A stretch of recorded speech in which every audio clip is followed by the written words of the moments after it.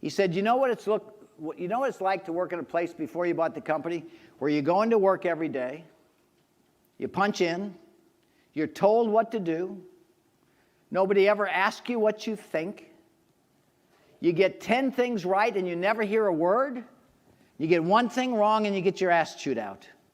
They complain about your salary, they complain about costs, and they don't even give you the things you need to do the job. He said, I now realize in that environment, when I went home at night, and he'd been in the company for 30 years, he said, I used to go home at night and take my baseball hat off and throw it in the door. If my hat came flying back, I knew I better go get a beer, because my wife was not going to be in a mood to talk to me. He said, since we embrace these leadership principles and we come together with the aspiration to make things better, continuous improvement, people ask me what I think so I can contribute to making it better, and I get to see those ideas into action. He said, I now realize when I go home, I'm a nicer person. And when he said, and you know what? When I'm nice to my wife, she talks to me.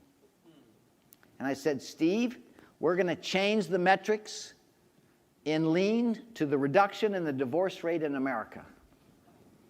Now, 2 weeks later, I was in the mountains hiking with my daughter, we have 6 kids and 22 grandkids, but I was hiking with my daughter, who has 3 kids, she's about 40, and Beverly from Dallas, who had a TV program on family counseling, was with us. And I said, Jennifer, Beverly's a famous TV person in Dallas who had this class, or this program on family counseling. So Jennifer asked her the same thing you would ask her. She said, Beverly, what's the most important thing in raising good children? Beverly paused a minute and said, our research shows the most important thing in raising good kids is a good marriage. I said, bingo. When we send 88% of the people home in this country feeling not valued, what are we doing? We're destroying the family unit in our country, because the husband, the wife don't feel valued, and we know for a fact that they treat their family to some extent as a result of the way they have been treated for 40 hours a week. We know that for a fact, because when we began teaching leadership in our university, in our internal university, 90% of the feedback we get from calling people to be better leaders is about how it affects their marriage and their relationship with their kids. What could be more meaningful? So Steve made us realize that the way we lead, the Mayo Clinic statement, the way we lead affects the way people live their personal lives. I never heard that in business. Nobody ever taught me that. I never read it in a book. I never heard it. The way you lead your organization affects the next generation, because you affect the way people parent and live their personal lives. The other thing we do that's kind of unique is, along this journey, when I was, and you'll notice a lot of these things relate to parenting. When I got out of graduate school at Price Waterhouse, I had a broken business, so I tried to use the management and the classes I learned and the experience I had at Price Waterhouse to fix the business. Over here, we had 6 kids, and I was trying to learn how to be a good parent. What happened in the 80s and 90s is that everything I learned about being a good parent was about leadership. What's parenting? The stewardship of the precious lives that come into our family through birth, adoption, or second marriage that you all take very seriously. What is leadership? The stewardship of the precious lives that walk into your life every day through your office and plant doors, whose life you make a profound impact on. So parenting and leadership is the stewardship of the lives entrusted to you. Create an environment where they can be who they're intended to be towards a common purpose. So one of the things we learned in parenting is, if you don't provide 7 compliments, 7 positive statements to every one statement that could help your child be better, you're going to create an oppressive young child. You have to dramatically catch them doing things more right than wrong for them to receive the things that they could do better. So when I told you that most business people feel that they get 10 things right and never hear a word, and get 1 thing wrong, what do we do in business? Just the opposite, okay? We focus on what they didn't do right and don't spend enough time on what they did right. So we decided to shine a light in our organization to catch people doing things right. We have all kinds of awards now. One of our awards is called our Guiding Principle of Leadership, where we get people to nominate somebody who exemplifies our guiding principles of leadership by their behavior. They're nominated by peers and picked by their peers. And then we have a ceremony where we put this Chevy SSR sports car out front, and we have 17 of these going around the country. And we have a BMW convertible in Europe. And we read out the qualities of the winner, the attributes the nomination, the committee picked, and all the positive statements made. And then we say, Mary or Bill, would you come forward? So as Mary and Bill come forward to get to the keys and be recognized, their family, their aunt, their uncle, their brother, their pastor, walk out the side door to see their precious relative, parent, recognized for their goodness. They are immensely emotional experiences when you stand there being recognized for your goodness. And people tell us three things. I've interviewed at least 500 winners. First of all, it's the most significant recognition of their life. Number two, the first thing they do is call their spouse to tell them they won.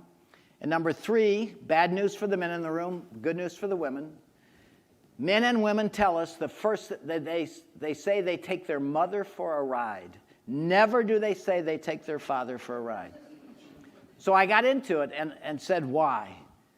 Why is it the most significant? Because it's from their peers who they work with. Nothing is more significant. The CEO of the company could do it. It wouldn't mean as much as from their peers. Number two, they call their spouse to tell them they won. That's the words they use, but behind those words is this meaning. Boy, are you lucky to be married to me. I just got picked by 500 people as a great leader. And number three, they took their mother for a ride. What are our fathers? Our fathers are generally our source of achievement, right? What are our mothers? Our source of goodness. And what is this award for? It's for their goodness. This young lady in Baltimore heard me give this speech. She had won the car 2 weeks before. Her name's Ruth. She came up to me afterwards and said, Mr. Chapman, I agree with everything you just said. But I want you to know something, that my mother died about 2 years ago. But I want you to know that I did take the car by the cemetery to show my mother. Why? Because even when our parents are not here, we want them desperately to know we turned out okay. So we teach in our university recognition and celebration like we are supposed to know as parents. How to let people know that who they are and what they do matters. And when you do that thoughtfully, timely, and appropriately, it is the most precious gift you can give anybody. So recognition and celebration is a key part of our goal. Simon Sinek is, my kids accuse me of, he's our seventh child, but Simon Sinek has embraced, he's our biggest spokesman in the world. He wrote the foreword to my book. And again, we have, this evening, we're showing a very short documentary we did on this journey so that future generations would know of this journey. And we have about 130 books for those of you who have not had our book, because we hope to make a difference in the world. Simon Sinek made this observation after studying Barry Wehmler and working with the Air Force. In the military, we honor those who are willing to sacrifice themselves so that others may gain. And in business, we give bonuses to those who are willing to sacrifice others so that we may gain. XYZ company lays off 5,000 people, share price goes up. Good job. So you got your share price up. Good job. What about the 5,000 people? We need to get rid of some of the deadwood. You know, it's inevitable. We just are taught not to care. We are taught not to care. They were just objects for our success. Simon would say, why can't we teach? Why can't we teach in our universities leaders to genuinely care about the privilege of leadership, the profound responsibility? Why can't we instill that in our leaders in all facets of our country? So I think what we learned along the journey, leadership is the stewardship of the lives entrusted you, just like parenting. It doesn't mean acting like a parent. It means genuinely caring. And we know parenting, when we say the word genuinely caring, is not about giving our kids what they want. It is doing the right thing so that our children can become who they're intended to be.